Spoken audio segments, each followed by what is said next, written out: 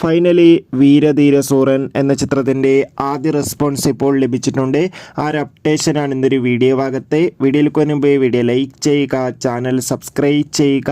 March April മാസങ്ങളിൽ അങ്ങോട്ട് ധാരാളം ചിത്രങ്ങൾ OTT റിലീസ് ചെയ്യും. നമ്മുടെ ചാനൽ ഭാഗം പരിശോധിച്ചാൽ നിങ്ങൾക്ക് ആ വീഡിയോയ്ക്ക് കാണാൻ വേണ്ടി സാധിക്കുന്നതായിരിക്കും.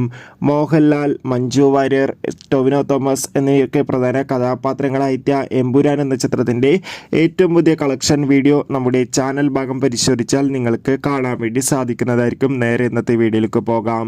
വിക്രം, SA സൂര്യ, അതോടുകൂടി തന്നെ സുരാജ് എന്നൊക്കെ പ്രധാന കഥാപാത്രങ്ങളായെത്തി ഇന്ന് റിലീസിനെത്തിയ ചിത്രമായിരുന്നു വീരധീരസൂരൻ.